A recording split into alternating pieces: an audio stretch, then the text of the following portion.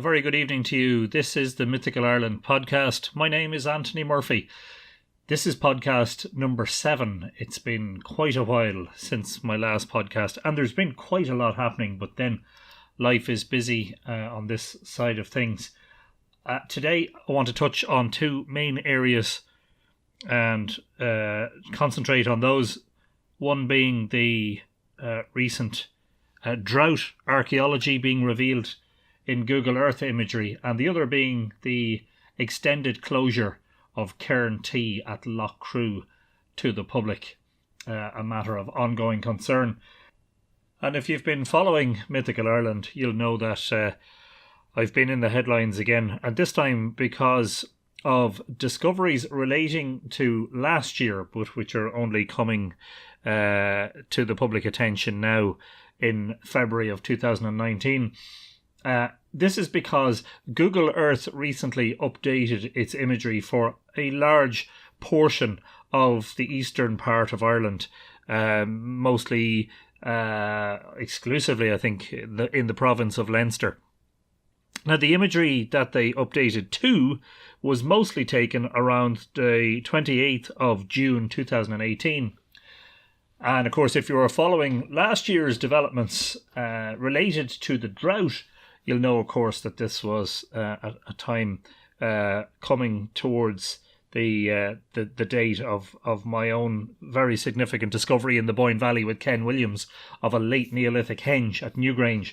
And we made that discovery on July the 10th. On the 28th of June, we were coming towards that period where lots of things were becoming visible in the landscape that hadn't been seen before. And the main reason for this is because we hadn't had rain in the eastern part of Ireland for 2 months. It hadn't rained in all of May, and it hadn't rained in all of June. And so by the time the wheat and barley crops, so our Irish tillage consists mostly of wheat and barley with some oats and a few other crops, brassicas, oilseed rape, etc. But the wheat and barley were ripening, but were struggling to do so because of the lack of moisture in the soil. Now, it's a little known fact that when you dig a hole in the ground, a pit or a trench, and that later becomes filled in, the soil density is different to what it was originally. And remember that large portions of Ireland, the soil was, at the end of the Ice Age, spread out, or during the Ice Age and afterwards, spread out quite evenly across the landscape. So when you dig holes in that and you fill them in, you leave a sort of a permanent mark in the landscape. Now, these marks, ditches and pits, etc., related to archaeological monuments, aren't always visible on the surface. But when you have a drought, what happens is that the ditch features, where the soil density is a little bit different, retain whatever trace moisture is in the soil just that little bit more efficiently than the surrounding soil. And what happens is the crops that are growing out of the archaeological features are slightly healthier and greener, and the crops that aren't are less healthy and are yellower or drier.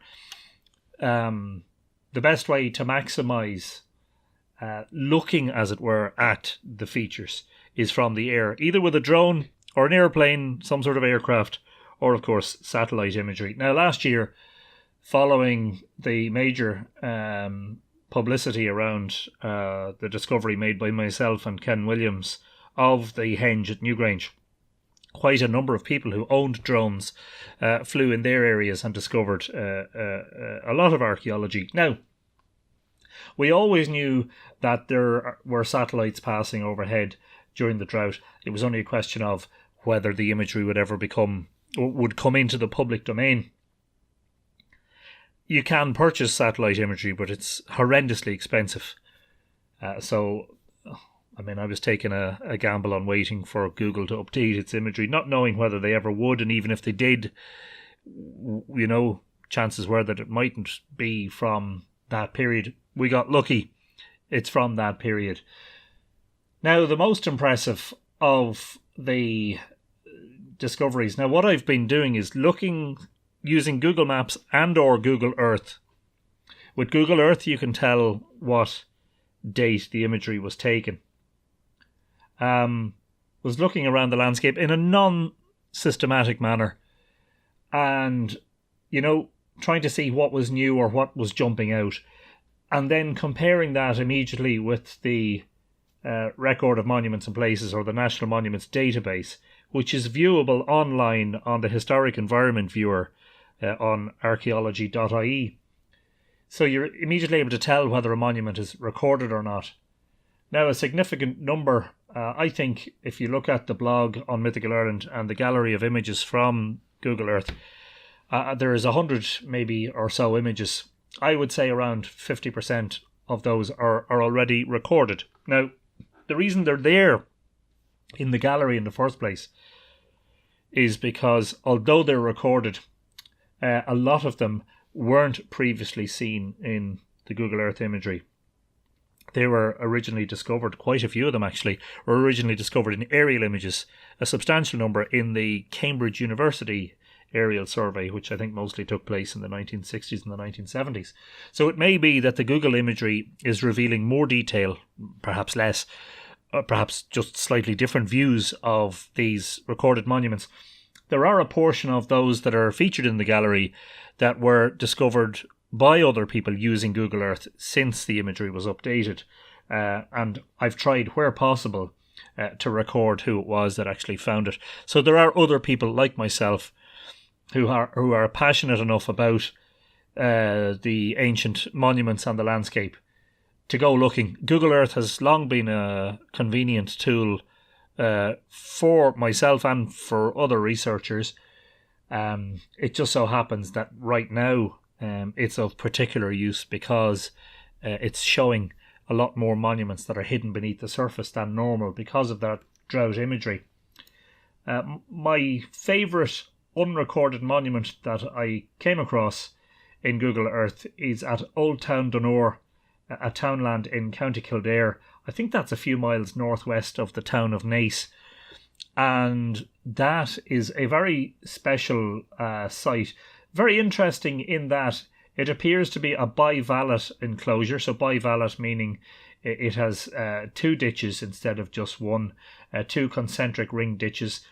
The outer one has a break in the east as if there's an entrance on that side. That's not at all unusual if it turns out that this site is a ring fort, which I think it's likely to be. Ring forts, according to Matthew Stout, who wrote a book called The Irish Ring Fort, generally, more often than not, I think something like 2/3 of them, at least 50% of them, have an entrance in the east. Of course, that if you're trying to, I suppose, shelter yourself from the elements to a degree, would shelter you largely from the prevailing southwesterly wind. In addition to the concentric rings, there are like two sort of parallel lines. I'll call them lines. They're not exactly straight, running away to the east. Now, I don't know whether they are field boundaries associated with fields. They run up to the eastern side of the outer ring, as if they were part of a series of features, chronologically related. Anyway, it's very interesting because it almost looked like some sort of a long entrance avenue leading up to the ring fort, or the bivalve enclosure, as we might call it, until we know more about it. In addition to that, there are trees on the northwestern quadrant of it that, I don't know, you'd have to see it on the ground, but it almost looks as if part of the structure is still extant above the ground, but that the rest of it at some point in the past was ploughed away. Now, an unfortunate aspect of all this drought archaeology is the fact that I would say the overwhelming majority of what's been revealed is beneath the surface, just like the late Neolithic henge at Newgrange. These features are several feet beneath the surface. They don't have, in a lot of cases, or in most cases, they don't have any surface expression, so you can't see them. This is archaeology that's beneath the surface. So these are monuments that probably would have once been visible. I mean, a ring fort generally consists of a bank and a fosse, or a ditch, and the ditch is outside of the bank to provide an element of defence. And of course, the nature of that defence is argued They're unlikely to have been defensive structures from the point of view in terms of martial defense, but more likely to pen in your cattle and to defend them from the many cattle raids which were a part of Irish life in the first millennium AD. So that's very fascinating. One site that was previously recorded, but which may be shown in fantastic new detail, is a trivalent enclosure or ring fort at Donadee in County Kildare. It shows 3 rings, fantastic detail, and is probably my favourite of the images, even though the Old Town Donore is my favourite of the sites.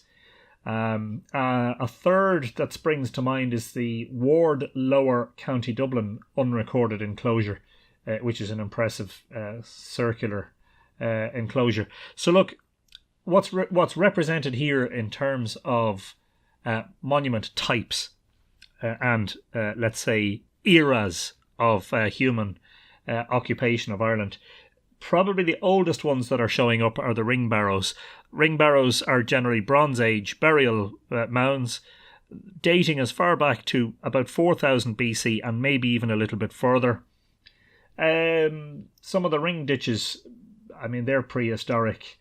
I'm not sure whether some of those will obviously turn out to be barrows. Beyond that, we don't know. There could be Neolithic structures, but in the absence of archaeological digging to find datable material and to have a look at the stratigraphy, etc., etc., we're guessing as to what a lot of these sites are. I'm imagining that a substantial portion of what's showing up is medieval enclosures and medieval field systems. So again, we won't know that in the absence of archaeological digging, but I suppose we can make a best guess. Just scrolling through the images here, there are a lot of ring ditches and ring barrows, a lot of prehistoric monuments, and an almost equal number then of, I suppose, unquantifiable enclosures. Enclosures, I think it's a kind of a catch-all. An enclosure is kind of a catch-all phrase in archaeology to discuss something that is generally circular or quasi-circular, sometimes rectangular or sub-rectangular in form, where we don't know its date. And it could be, the circular ones could be, they could be ring forts dating to the early Christian period. The majority of ring forts, of which there are a substantial number known in Ireland. I think the number is somewhere between 40 and 50,000. The majority of ring forts date to the period between 600 AD and 900 AD, with some examples before and after that. Now, I have an old bad habit of referring to ring forts as Iron Age, but of course they're not. There are very, very few Iron Age, pre-early Christian ring forts. There are some moated sites, there are some possible henges, and there are field systems which are very interesting. It's always interesting to see what the land looked like in former times. One in particular at, I think, just trying to remember now, there was an intricate field system, there it is, Kilmartin in County Dublin, where you can see that in former times the field sizes or the plot sizes were much smaller, and of course pre-famine, pre-1840s, the plot sizes were a lot smaller. People owned, at a time when farming was purely domestic. You were farming to feed yourself and your family, and of course over time those field boundaries were knocked down to create larger fields and paddocks and areas for grazing, and that continues, because even if you look today, you'll see there are fields with linear patterns across them, or rectangular patterns. And if you look at the Ordnance Survey maps from the 1800s and the 1900s, you'll see where those lines and rectangles just represent previous field boundaries that have since been removed. Irish agriculture is becoming larger scale and more intensive over time, and of course machinery driven. Don't want to labour the point, but the overwhelming majority, as I say, of these sites probably disappeared in the fairly modern era over the past couple of centuries, and due to incessant or successive years of ploughing. And so that's what happens. We're using the land to its maximum ability to feed not just ourselves, but of course we export food from Ireland these days. In the event, we have also removed, sadly, the surface expression of quite a number of monuments. Anyway, I'm going to leave that argument there. I don't really want to get into that. That's perhaps a discussion for another day. Conservation versus, the need, obviously, to use the land and what needs to be preserved. Of course, I'm not at all condoning the destruction. National monuments are protected, and if you have a national monument on your land that has surface expression, obviously the plea would be don't damage it, don't disturb it, leave it for future generations to enjoy. In the meantime, if you're interested in sort of having a look at the very least, if you go to mythicalireland.com and you go to the blog, the post that you're looking for is called Google Imagery Reveals Fantastic Array of Drought Archaeology in Ireland. And I think there are approximately 100 images, many of which have multiple monuments in them. And as I say, a great deal of those are from County Kildare. Maybe I didn't mention that. The geography of the area covered, more specifically I should say, the geography of the area covered is a great deal of these sites are in County Kildare. Some of them in south of County Meath, some of them in County Dublin, a few in County Wicklow, and one or two in County Laois, one or two in County Carlow, and I think maybe one or two in Kilkenny.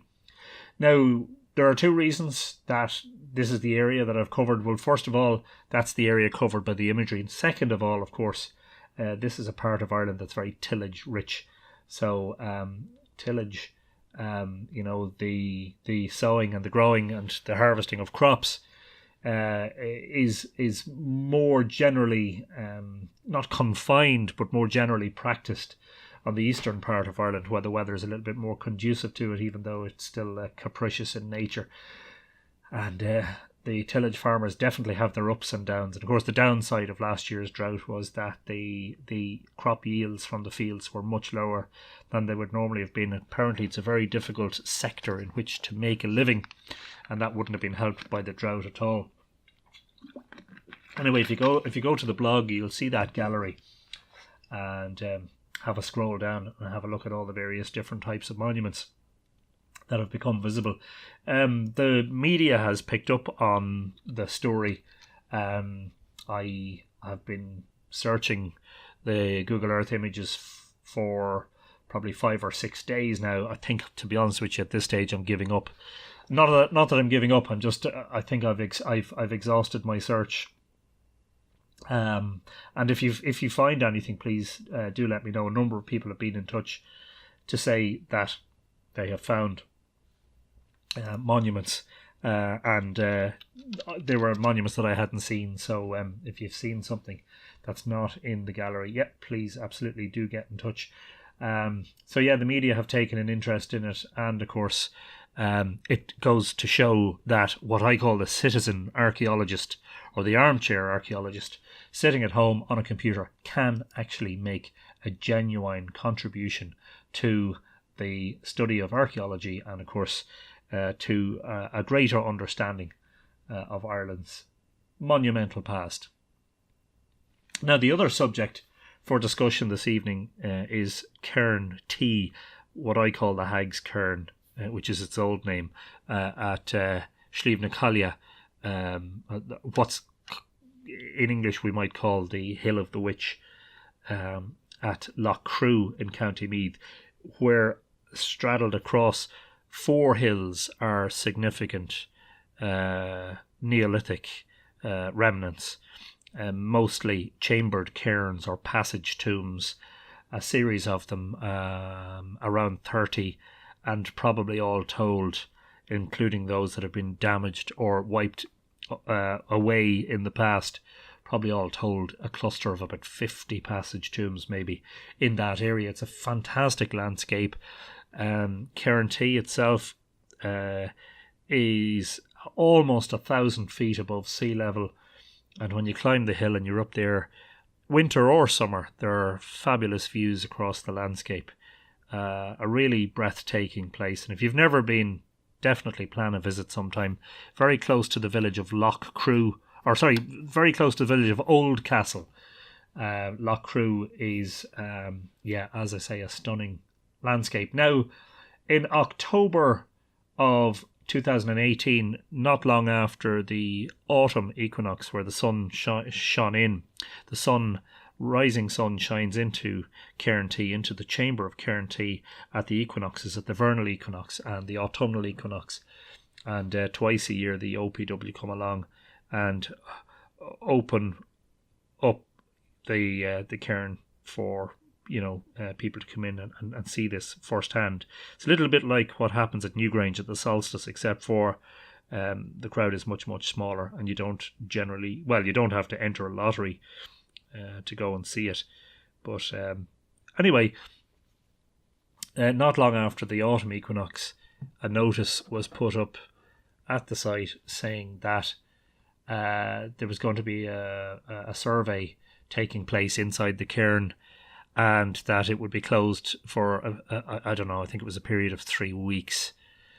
Now, there has been no formal announcement about the situation since then, apart from the fact that Cairn T is closed to public access until further notice. Now, I should preface all of this by reminding you that the site of the cairns is not closed. It's accessible. You can still go to the car park your car. You can still walk up the steps and up the hill and enjoy the view and walk around the cairns and see Cairn T and Cairn S and Cairn U and Cairn W, etc., etc. But what you can't do at the moment is get a key, open the gate and go inside Cairn T. Now, my information is that Cairn T is closed until further notice. There would be some anxiety among a certain portion of people around the not too far off spring equinox illumination of Cairn T, which will be taking place around March 20th. Now, my information at the moment is that the cairn will not be open for the equinox, and that in fact it may be closed for a significant period of time. So I believe one of the things that has been discovered is that one of the passage roof stones is cracked, and this is just due to the weight of the cairn over a period of time. Unfortunately, the cairns, which were built over 5,000 years ago, and Newgrange and the great passage mounds of Brunabonia are not at all immune from structural deficiencies either. But what has happened is that there's a crack in one of the stones. Now, in the absence of an official press release or more official information coming from the OPW, the Office of Public Works, or from the Department of Heritage, I'm not going to speculate, but what I'm going to do is going to just give you a very, very brief insight into the situation according to the very best sources and information that's coming to me. And if this is incorrect, or factually incorrect in any way, that is my fault and not anybody else's. The situation, as I understand it, is that a thorough examination of the interior of Cairn T was undertaken. It was found that in addition to a cracked ceiling stone, that there has been a slow subsidence of the structure in general. One of the results of this, and this is seen at the Brunabonia sites and at other similar chambered cairns, is that the orthostats of the passage and chamber lean in somewhat, and I believe that may be a factor here, that there may be a worry or a concern that, if it hasn't happened already, that there is going to be a leaning. Now, one of the things that definitely doesn't help in this situation is the fact that people continue to ignore the signs at Cairn T, which clearly say, please do not climb on the cairn. Now, this happens even during the summer when the OPW guides are present at the site, because I've seen it time and time again. People climb up on the cairn and have to be told by the guides, please do not climb the cairn. You know, the sign says don't climb on it. It just causes damage, but sure, that doesn't stop people, unfortunately. I suppose in general, the number of visitors to Cairn T and Loughcrew in general has increased dramatically over the past decade or so. I know that when I started my researches with Richard Moore 20 years ago, that was 1999, I think the first few years I visited Cairn T at the equinox, which would have been probably the late 90s and the early zeros, the early 2000s. I'm pretty sure that there wouldn't have been any more than 20 or 30 people there. In recent times, there's been as many as 200 people present on the mornings around the equinoxes. In general, there's a much bigger flow of people to the site than there had been previously. Tour companies now are putting it on their itinerary. In some cases, large coach loads of people are arriving, and not just at the peak of the season in the summer, in June, July, August, and maybe September, but also in what we might call the shoulders of the season. There are still significant numbers. The numbers only really fall away in winter, through from Samhain through winter solstice into Imbolc. So look, I have to hold my hands up. Well, first of all, I've had tour groups visiting Loughcrew. I highly recommend it as a place to go and see. I would discourage them from climbing the cairn, obviously. We have, seen other groups there where, there's climbing with wanton abandon. And also, generally speaking, through Mythical Ireland, I've promoted visiting these sites. And I suppose in publicising them and promoting them, you're contributing to this increase in footfall. So I suppose the big question is what happens from here. I don't know is the simple answer. And as I say, we await a formal announcement from Department of Heritage / OPW in terms of what's going to happen at Loughcrew. So, I mean, anything else is just a guess. I imagine that there are, if of course there are structural deficiencies, one would imagine these structural deficiencies have to be addressed in some way. If they can't be addressed, then the simple short to medium term solution is the prevention of access to the cairn. And that means not just inside the interior, where there's obviously a health and safety issue if there's a risk. And I can't quantify that risk in terms of a ceiling stone being cracked as to whether there might be further subsidence or collapse. And of course, the people on the outside who are climbing, that has to be remedied somehow as well. So that's, I think, in the short to medium term, the only thing that they can do is to lock it up and prevent access and to try and keep people off the cairn.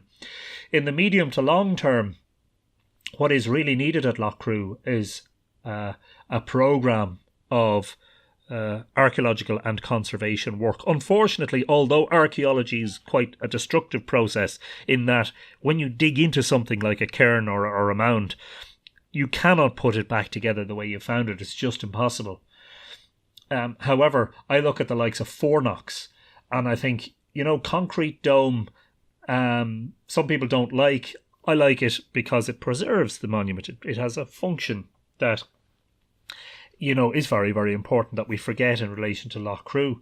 At Loughcrew, the remains of the smaller cairns, such as Cairn S and Cairn U, for instance, are being walked upon all the time, and every season stones are being loosened and upturned from their position on the cairn and fall off the side of it, and gradually, season by season, those cairns are being denuded and damaged and destroyed. Yes, it's a lovely place, And yes, it's so wonderful to be able to go there and have such direct contact with these monuments that are so old and represent a period of time that's such a remote period of time that's so long ago. Of course it is. But on the other hand, we have to understand that, well, you know, our own lifespan is not indefinite, as theirs wasn't. And it would be nice if our children and our grandchildren, etc., and the generations long into the future could continue to enjoy visiting these sites. Given the amount of damage that has been wrought by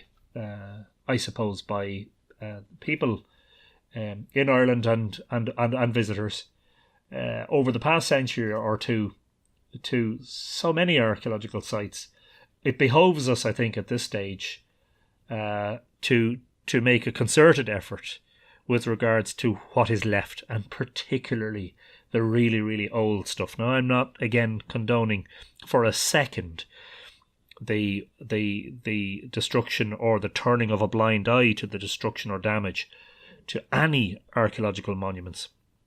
But I think we do have to place a particular emphasis on that which is 5,000 years old. You know, and they deserve a bit of care and attention now.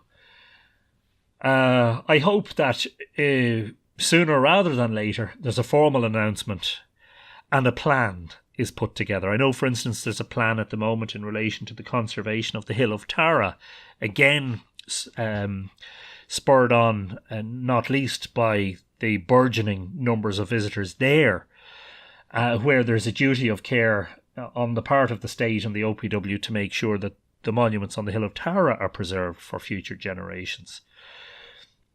So maybe a similar plan needs to be made at Loughcrew. Loughcrew is a gem, I think, partly because, and I don't mean this as a criticism, it's an observation, and it's something that I get as feedback from visitors and friends and people interested in the prehistoric monuments. And they say that the standoffish nature of the authorities makes the place really nice. It's special.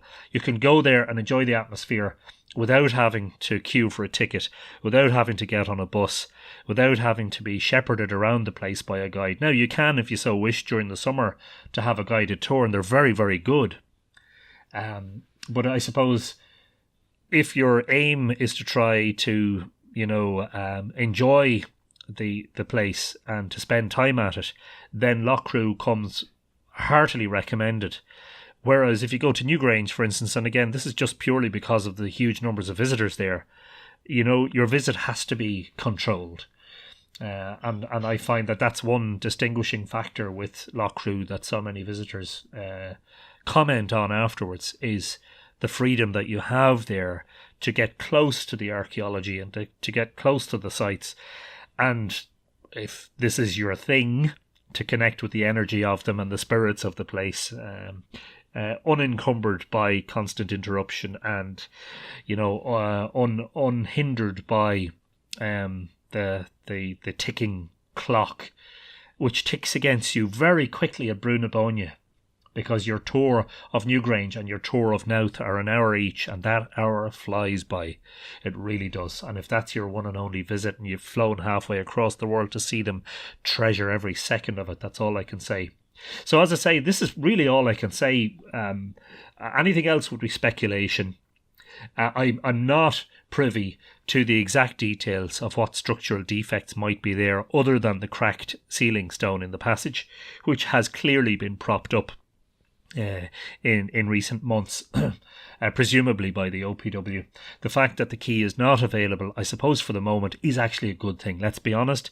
We all want to get in there. We all want to touch the stones. We all want to savour the amazing amount of megalithic art that is carved onto the stones at Cairn T. At the moment, we can't do that. I've been very privileged to have been able to do that for the past 20 years. I've been very privileged to be able to take my camera in there and capture so many wonderful images in there. And I feel honoured that I've had that privilege. But now that privilege has been taken away, and I understand why. I wish the OPW and the authorities the very best of luck in dealing with the situation.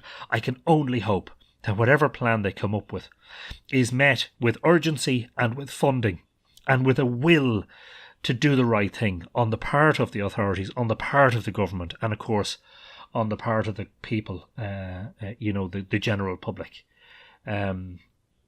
We have no choice but to support whatever happens. But I would make a plea to the authorities to not allow the situation to become mired in bureaucracy and health and safety legislation, etc., etc. I know that's easier said than done. Well, there's a tendency, unfortunately, in modern Ireland to do everything by the book to the nth degree, and where there are reports and surveys, but there's very little action. And so this, I think, would require a careful combination of all of these things. So I'm hoping before too long we hear more about the situation from the authorities, more definitive news that is not speculatory, and that puts us in the picture in terms of what is happening at Cairn T and what is the likelihood of early remediation of whatever issues are there. Anyway, as always, it's been a great pleasure to talk to you. There's loads and loads more to talk about, but I suppose I don't want to prattle on, as they say in Ireland, for too long. If you've been following the blog, some recent updates there include the fact that the Brúna Visitor Centre is going to be receiving a substantial renovation over the next 6 months, running approximately from the end of February for 6 months. That means, yes, the visitor centre is going to be closed during the busy summer period at Newgrange and Knowth, but just to alert listeners, that does not mean that Newgrange and Knowth tours are in any way affected. What's going to happen is you're going to be facilitated at temporary booking facilities on the site, I presume somewhere in the vicinity of the car park. You'll be able to get your ticket there, and you'll be able to still walk to get the bus, and the bus will bring you to the monuments. So if you're planning to go to Newgrange this year, you can still go. The online pre-booking system has been disabled, so the advice is that if you want to get a tour of Newgrange, that you have to arrive as soon as it opens in the morning to try to guarantee yourself a tour, and that's still no guarantee in the peak season when it's extremely busy. The upgrade is costing 5 million. I am not going to comment on, and I know some people have done, and you can do that all you like. At the moment, I'm not going to comment on the fact that there's money for the renovation of Brúna, but where's the money for the conservation of Loughcrew? Well, I suppose the simple answer to that is that we don't know exactly what the situation with Loughcrew is yet, and I'm sure that there is a plan being formulated, and that whatever plan is formulated will be met with funding at the right time. Tara Brooch I wrote about. I updated a previous article about the Tara Brooch and the fact that, it was found at the mouth of the Boyne where there may have been a trading community based in let's say medieval times, and that my own speculation is that the Tara Brooch was actually being traded or secreted out of Ireland, and that something happened. Whether that happened at the mouth of the Boyne before it set sail to be brought abroad, or whether something happened aboard the vessel upon which it was being brought aboard, that it found its way into the sands at the shore of the Boyne where it enters the sea. An interesting one about how the mythology of Copmag Turid, or the Second Battle of Moytura, may indicate to us how megaliths were moved. And of course, if you were speculating about how huge stones might have been moved in the Stone Age, well, one of the things you might have considered, no, I'm not talking about aliens, one of the things you might have considered is cattle, and that's what's hinted at here. A while back in January, we had what was called a super wolf blood moon, but in plain English, that was a total eclipse of the moon. and there's some pictures there that I took. Unfortunately, totality was partly obscured by hazy cloud, but there are some nice images, including some taken at Newgrange and Douth. And then, if you haven't seen them, I highly recommend you go and have a look at the 3D images that were created by Turkish a 3D artist, Cairn of Dronehenge. This is the late Neolithic henge discovered by myself and Ken Williams at Newgrange last summer. Cairn previously came to the notice of Mythical Ireland followers when he recreated Ireland's Stonehenge, a lost monument at Cairnbeg outside Dundalk in County Louth. Well, he has created some fabulous images showing what the henge at Newgrange might have looked like. And so this is concept art, and fabulous work it is. And there are other things, including the snail shells, and I wonder whether the snail shells that are found in such with such preponderance or in such huge numbers at Newgrange weren't at least part of the inspiration for the spirals carved upon its stones. Anyway, as usual, please feel free to get in touch if you have any comments. You can email me, mythicalireland@gmail.com. I'm on Facebook at facebook.com/Mythical Ireland, and I'm on Twitter as Mythical Ireland, and basically on YouTube as Mythical Ireland.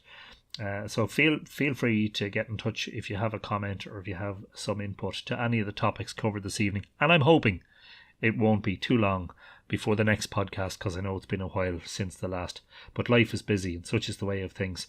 Don't forget, if you want to be a citizen archaeologist, one of the ways you can contribute is to have a look on Google Earth and see if there's anything in your own locality by way of hidden archaeology that might have been revealed in the drought. And who knows, you might get your name on a monument in the National Monuments Database. Thanks a million. This is Anthony Murphy and Mythical Ireland podcast number 7.